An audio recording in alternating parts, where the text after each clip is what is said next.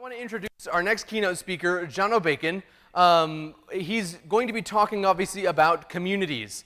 One of the biggest strengths of Joomla, besides our amazing software, is our community. We have an amazing global community, and one of the things we always want to do with the Joomla World Conference is figure out how we can make our community stronger, how we can grow together, and how we can make our community better in the coming years. And I'm very excited to have Jono join us. He has a long history of helping thriving communities, starting with Ubuntu community and moving on to XPRIZE, and now he's just getting ready to start a new role with GitHub, which I'm sure we're all very familiar with working with Joomla.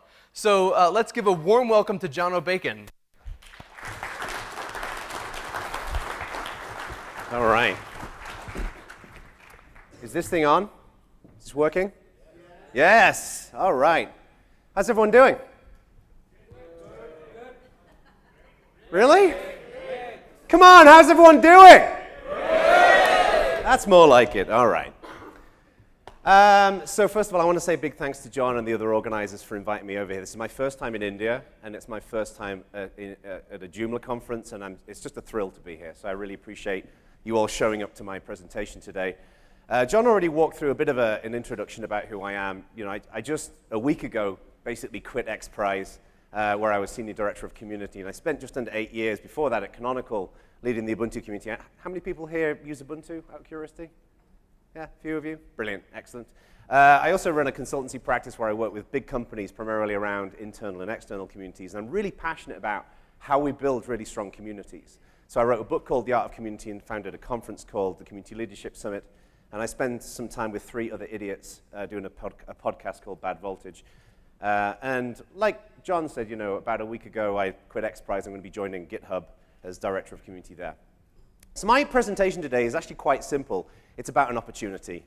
And it's an opportunity that every single one of you in this room can play a role in. And this opportunity, to kind of get into it, we have to go back in time a little bit to when I was 19 years old, and I looked like this. I'm not particularly proud of this. Hair did at one point grow on my body. And when I was 19, I got interested in open source and Linux. My brother introduced me to it. And for me, this was a pivotal moment in my life. It basically shaped the rest of my life moving forward in my career. And my tool of choice was one of these things. Anyone have one of these years ago? Yeah? All right, those were the days. And what was exciting about this is that I was connected to this world of electronic collaboration, of people working together over the internet. And as a 19-year-old kid living in southern England, this was incredibly empowering, that I felt I was just a blop in the world, and now I was connected to a global effort to build something that was meaningful.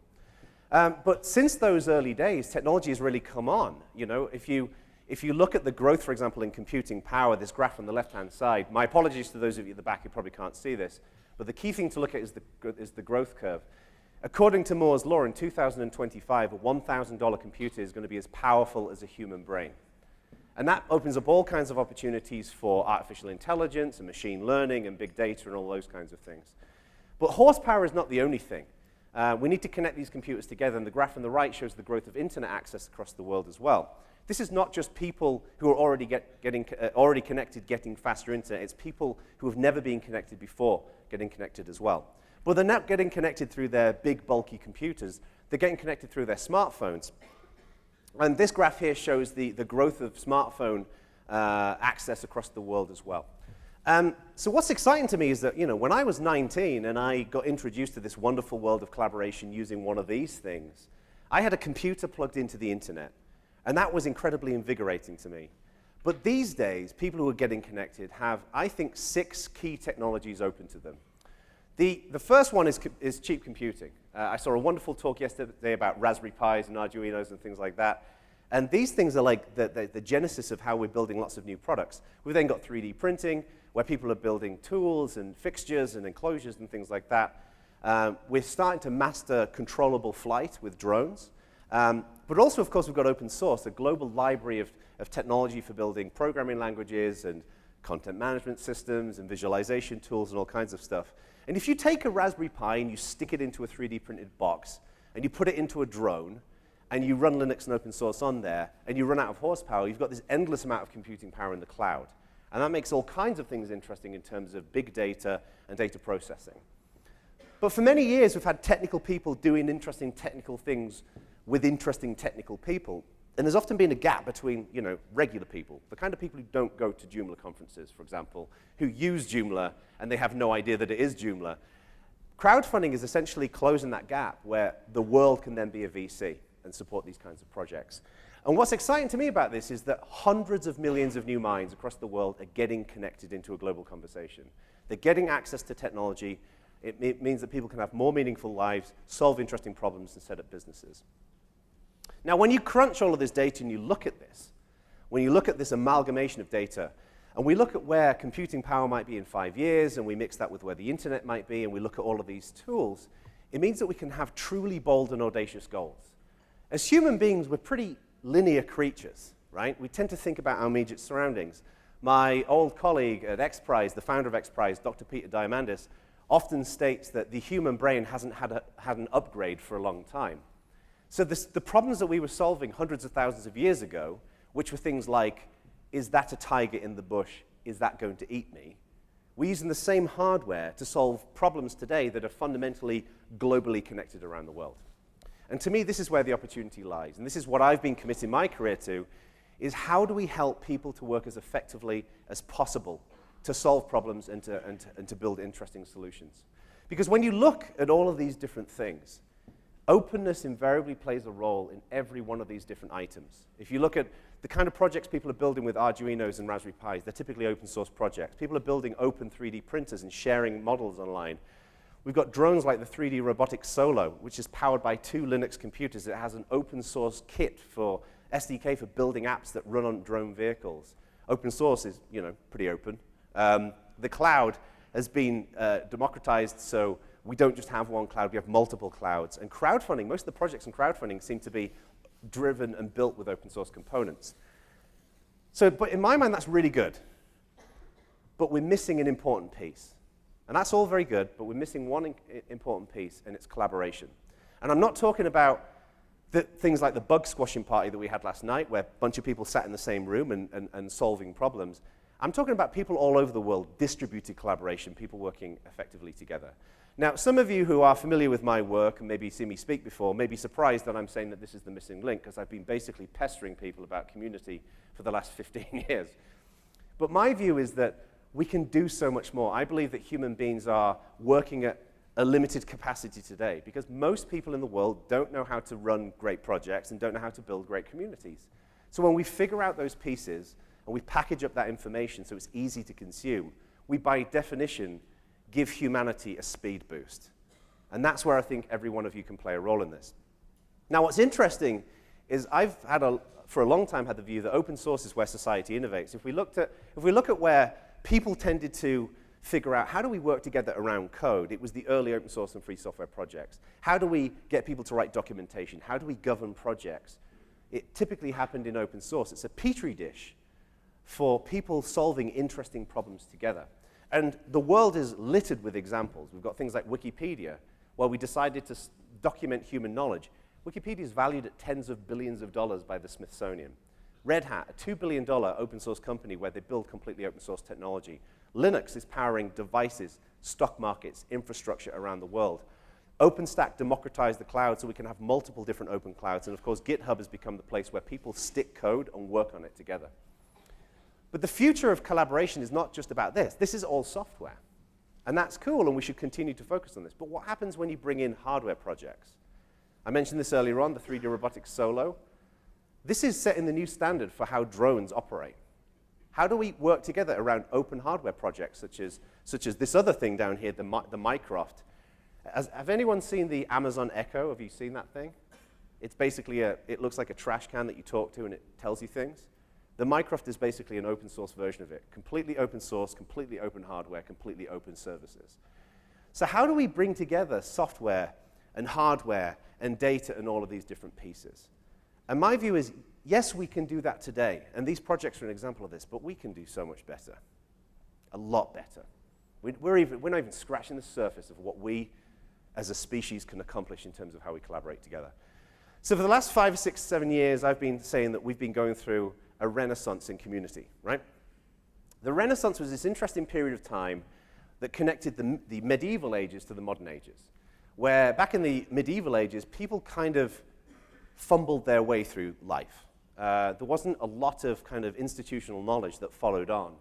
The Renaissance is when we started creating artwork and science started developing, math started developing, and we started writing things down so the insight of a generation could be passed on to the next generation for it to be iterated and improved. And we're starting to see that with how we build interesting open source communities.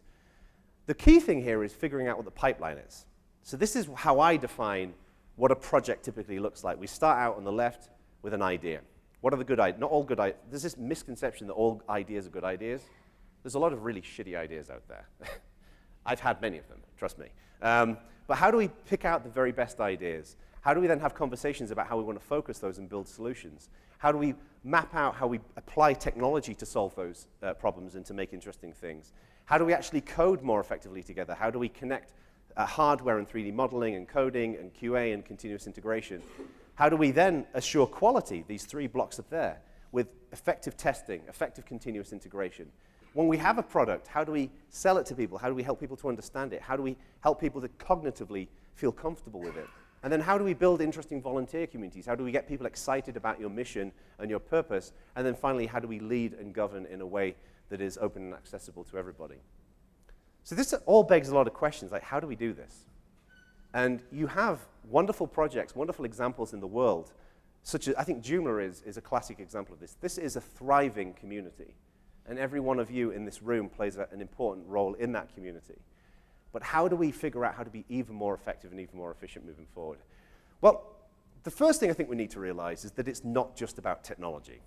We tend to focus a lot on which QA system should we use, which programming language should we use, which frameworks do we use, and that's interesting.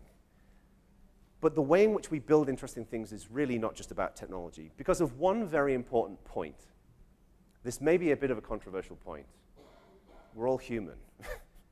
Everyone in this room, bar no one, I haven't seen a dog in here, is human. And when you take away these awesome screens and computers and cell phones and everything else, we're just human beings. We have a pretty simple set of ideas, of insecurities and perspectives. And every human being on the planet wants to live a life of dignity. But to live a life of dignity, you need to feel a sense of self-respect and self-worth. Like the old saying goes, you've got to love yourself before you can love somebody else. But to be able to have that sense of self-respect and self-worth, we need to be able to contribute to our communities, to our friends, to our families, to our companies. But to be able to contribute, we need access. And all the things that have been going on in the world, all those examples that I gave you of great open source projects are because people have got access. But what's interesting is that when you tear down access and you look at access is knowledge and tools and all the things that we need to be successful, you can break it into basically 2 areas: intangible and tangible things. So tangible things are things that you can measure. So for example, how many people here work for a company? Pretty much everybody, right? Apart from the students. When you work in a company, they will typically add new tools that you will use to do your work. And you can embed metrics in there to count how effective that tool is. And you can say at the end of a month, well, it worked to this level of quality or to this level of quality, and you can make a decision. It's tangible. You can't argue with the data. Whereas the reason why Joomla is successful and the reason why so many open source projects are successful is not because of those tangible things. It's because of the intangible things. It's people, relationships, creativity, ideas, perspectives, experience. You can't count that stuff very easily.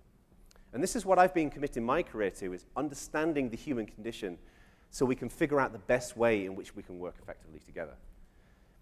And the first thing we need to realize when we start trying to understand the intangible of how we get people to work more effectively together is that we're pretty irrational people. Now, this is going to be my predictable rant against economists. The world as we experience it today is really defined by economists. And economists are people that believe that people are rational human beings, that you should exercise 3 times a week, you should eat your vegetables, you should save for your retirement, you shouldn't drink too much alcohol. If we were really rational people, no one would be fat, everybody would have savings, everybody would look like the guy from Thor. But in reality, we're not rational people. We make decisions that are not in our best interests for a multitude of different reasons. And we have to accept that. You can't model people in a spreadsheet. The good news is that we're actually irrational in really predictable ways. So while we do really irrational things, we can actually scientifically define what those things are and preempt them. And this is the study of behavioral economics. And it's a fascinating art and science to kind of look into. And the basic gist here is that everybody has got one of these, right, in your head. Everyone's got a brain. And there's a great book called Thinking Fast and Slow. And Kahneman, who wrote the book, basically says that we've got two types of thinking, System 1 and System 2. System 1 thinking is basically really quick responses. So if I said to this gentleman down here, what's 1 plus 1? It'd say 2. You don't even have to think about it. Whereas if I said to this gentleman down here, I'm going to give you $30,000 and I want you to go and buy a car, he'd assess all the different options and how comfortable they are and what's the better mileage and all that kind of stuff. That longer type of thinking is System 2. In reality, most of the way in which we react to situations and the way we engage with people is System 1 thinking. We just tend to immediately react, and we tend to explain it with our System 2 thinking. It's like the press office for our brain. So what was interesting to me is when I discovered behavioral economics is that, I've been spending my career figuring out how do we build really strong and effective communities, is that this notion of behavioral economics provides an interesting scaffolding for how we understand how communities operate. And I'll give you a tiny example of this. One of the things that's been defined in behavioral economics is if you're pretty fat and you want to lose weight, you should not go out to dinner with your friends. Because it's been scientifically proven that if you go out to dinner with your friends, you eat more. If you stay at home and eat, you will eat less. So therefore, if you eat more, you will invariably lose less weight than if you are staying at home. And there's many examples of this that I'm going to provide in this talk. So my view is when you look at behavioral economics, it's kind of a blueprint for how people work and how people think. We can then apply it to all of these different things. And this gives us really predictable ways in which we can determine how people operate. But there's two really important things that we need to remember as we figure out this journey together, right? We're all on this boat together. There's two golden rules. And I want all of you to think about this for the rest of this conference and as you move forward in your lives, because I guarantee this, it will help illuminate a little bit of what you're doing in your own respective worlds. The first thing is that we accomplish our goals indirectly. We have this notion in the world that you have a goal, like I want to make a profitable business, and you just go straight for it. Whereas in reality, we actually approach our goals in indirect ways when we're successful. An example of this is Boeing, the people who make the airplanes. Years ago, their mission statement was, we're going to build great airplanes, or something to that extent. I'm not sure that was the actual mission statement. That would be ridiculous. And what they did is they built great airplanes. And then they got a new CEO came in, and he changed that mission statement to, we want to bring shareholder value to our company. So they did everything they could to make things more efficient, to cut costs and all the rest of things. And what actually happened is they ended up building pretty crappy airplanes. They kicked that guy out, they got a new CEO in, they changed the mission statement back to building great airplanes, and they ended up making lots of money and driving shareholder value. So we have to take an indirect approach to things. The second golden rule is that we influence the world with small actions. The example of the worst culprit of not doing this are governments. So for example, governments may say, we have childhood obesity. And what they will do is they will invariably have a big press conference and they'll say, we're committing $150 million to solving childhood obesity. Whereas in many ways, you can actually solve problems like that in lots of small ways. So a good example of this is childhood obesity. There was a lady who worked as a teacher, and she had a concern about the eating habits of her students. And what she did is she basically asked the kitchen staff who present the food when the kids go to lunch at school to basically rearrange it so all the healthy things were at the front, they were the first things they saw, they were more attractive for the kids to eat. Consequently, kids ate healthier things, the kids got healthier. That didn't cost any money. That was just a little bit of insight into how kids tend to think. So these two golden rules are important for us to think about. The difficulty with behavioral economics is that it's really interesting, there's lots of interesting examples, but it can be difficult to apply that to real problems. So I'm going to give you, I'm going to have a sip of water, but I'm going to give you an example of how you can do this.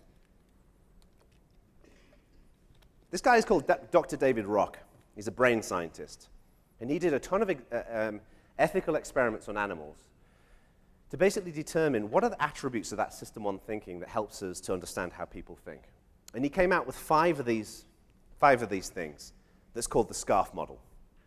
And there's an interesting PDF you can download to read more about this. And I'm going to walk through this. Each letter is basically one principle in humans and how we tend to behave that we can apply. So as I walk through this, I want you to think about how this applies to your world, to Joomla, to your communities, to your companies, and etc. The first thing is status. Status is really important. In this room, we've got some people who are absolute rock stars in the Joomla community. We have some people who are brand new. And for example, if you're brand new and you meet the rock stars, you want to become a rock star yourself. Status is very important. So we have to create ways in which we define status and make it easy to move between different status types. People who say, I don't care about status, are lying to you. We all care about status. The second thing is certainty. Human beings don't like uncertainty.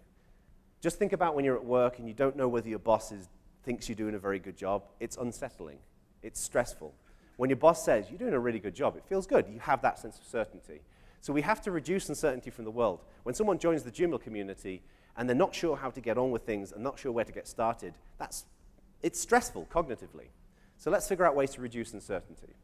The third thing is autonomy, in that we all like choices. And when we engineer choices into our communities, it makes them feel more satisfying. So an example of that is if you go and buy a car, the car dealership will provide you with lots of choices. What color? What kind of wheel trims do you want? Do you want any additions to it? In reality, whatever choices you make, they're still getting your money. But the fact that they give you choices makes it feel a more fulfilling experience. The next one is relatedness, is that we tend to form ourselves into social groups, and then when we have those social groups, it makes the scope of things feel more accessible. So for example, when I moved to the US, I moved to Berkeley, and I didn't know anyone, and I felt very uncomfortable. But when I knew everybody around my immediate street, it felt more comfortable, because I defined my social grouping.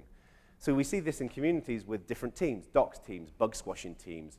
How do we define how these different groups work together? Because those teams and that team spirit makes a big difference. And then the final one is fairness.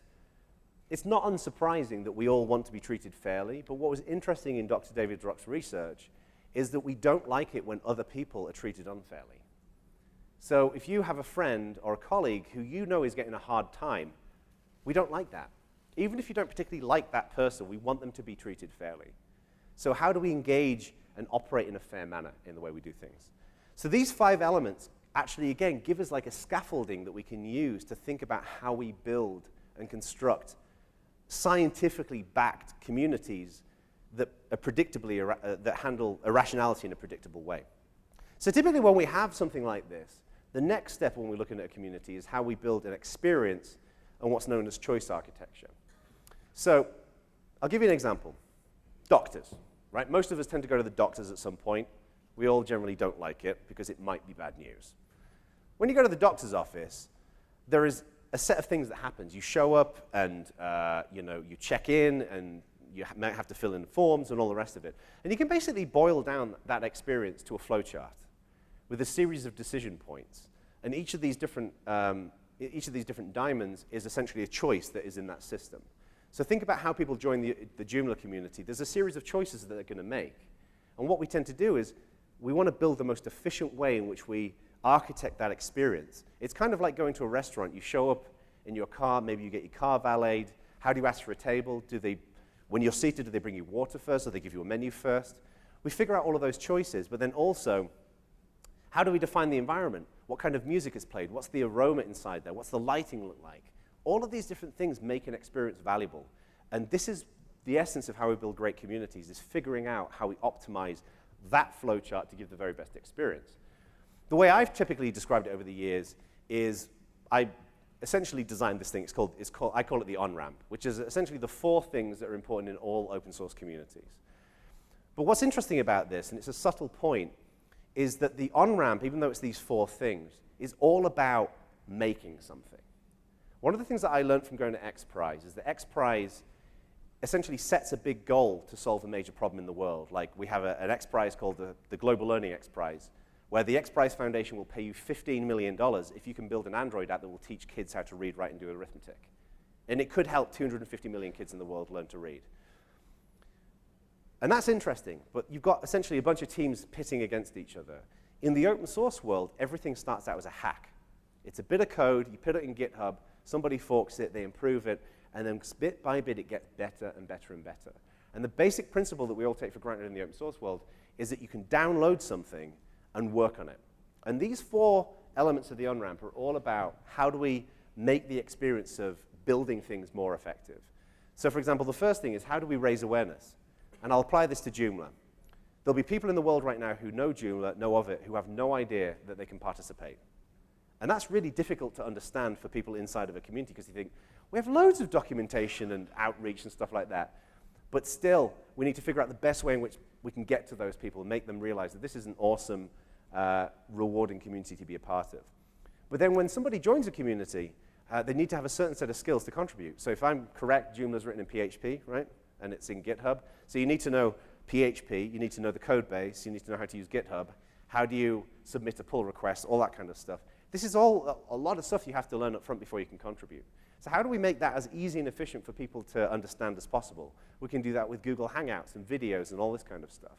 For a good example of this is I was in the bug squashing party last night, and you have this little module in Joomla that you can use to essentially pull down a pull request. Little things like that are perfect because it makes it really easy for people to traverse the experience. The third thing is then practical contributions. I've seen this so many times when consulting with communities where somebody develops all the knowledge they need to, and they're ready to go, they're raring to go, and then they're like, what do I do? And they have no idea where to get started. So we need to provide a simple way in which you can give them stuff to do. For example, what we did in Ubuntu was we tag simple bugs as bite-sized bugs. And then so you could learn the skills, and then you have a big list of simple things that you could get started on that were rewarding. And then the final thing, of course, is personal appreciation, is that one of the reasons why open source is so beautiful is not because of the software. This is the thing that I think people who they've heard of open source don't understand. The code is an artifact. What's special is this. It's people, and it's relationships, and it's the fun that we have when we get together and we can build interesting things. So that personal appreciation is really important in the sense of when you have a leader in a community just reaches out to someone and says, hey, thanks, I appreciate what you were doing there. That means so much. No one wants to get thanked by a computer. It just doesn't count. So the personal appreciation piece is really important. But then, of course, on that on-ramp, in the same way that we've got these predictably irrational things that I mentioned already, like the scarf model and all this kind of stuff, we have other things that feed into this. And I think the 4 most important things that are relevant to building open source communities is, one is expectations. What's the expectation of somebody who can join the community, and what kind of impact can they have? Because if you get those expectations wrong, people feel pretty annoyed by potentially a suboptimal experience. The second thing is trust. Trust is critical. When someone joins a community, we want them to trust you, but you also want to be able to trust them. And when that trust is formed, it's a beautiful relationship between those people. Likewise, if you screw it up, trust is really hard to get back, and it can take years to get back. The third thing is social norms. We tend to, even though many of us in this room are quite rebellious, by definition open source people are pretty rebellious, social norms are still really important to us. If you look at most open source projects, they're built with socially acceptable technology. PHP, socially acceptable technology, has been for many years. I remember when Microsoft first brought out .NET, and there was an open source implementation called Mono. Some of you may be familiar with this. That was really controversial. People didn't write a lot of software with Mono. People wanted to build applications with socially normal things. But then the final thing is inspiration, and this is important for a couple of reasons. When people inspire us, it makes us feel good about ourselves, and it makes us, I mentioned earlier on that we're linear creatures. When we inspired, it helps us to go beyond that linear way of thinking. And the reason why this is important is that inspiration is very close to arousal. And there's actually this behavioral economist called Dan Ariely writes a great chapter in his book about arousal. That if you're aroused, and it can be sexually or it can be in another way, when we're in that state of arousal, we tend to make decisions that don't bear much reality because we're aroused. And so people tend to make really bad decisions sometimes. When we're not aroused, we tend to look at things very objectively. Inspiration is a form of arousal. Like when you see a really inspirational presentation, you're like, yes, we can do this. And your emotional state is aroused, and that gives you the opportunity to think bigger and to think, yeah, I want to be a part of this. And I've seen this in many of the talks that we've experienced this last couple of days. So inspiration is like a really productive form of arousal, and that's an important tool when we build communities. The basic conclusion, wrapping this up, is that what I'm seeking to accomplish in my career, and I'm just one person who's having a crack at this, is I want to help us build opportunity and a sense of belonging for people. The reason why open source is so beautiful, the reason why Joomla is so beautiful, is because it opens up opportunity for people. I was talking to I met Ronnie for the first, is Ronnie in here? He might be in here. Is he over there? I don't know where he is, I can't see him. There he is. I met Ronnie for the first time the other night. He has become one of my favorite people in the open source world already. And he told me he's got a company of like 70-odd people. And this is awesome. Like, this is opportunity formed from people building interesting technology together. But also, the reason why we stay around, the reason why people fly to India and people fly to Mexico to the Joomla conferences is because they feel that sense of belonging. You feel part of something. And that is the most magical substance that we can create for people. And in conclusion, what I'm excited about is that if we can work together and we can pool our experience and we can figure out that pipeline of all those different things, ideas and conversations and writing code and all the rest of it, if we can bring our insight together, we can understand how people work as effectively as possible, and we can package up that information, we can leave an incredible legacy for the next generation. For people like this is my son. He's going to be 3 in 2 weeks. And when I think about what I had available to me when I was 19 years old, and this wonderful world opened up to me, what I think about is going to be open to him when he's 18 or 19. It's just incredible. Thank you, everyone.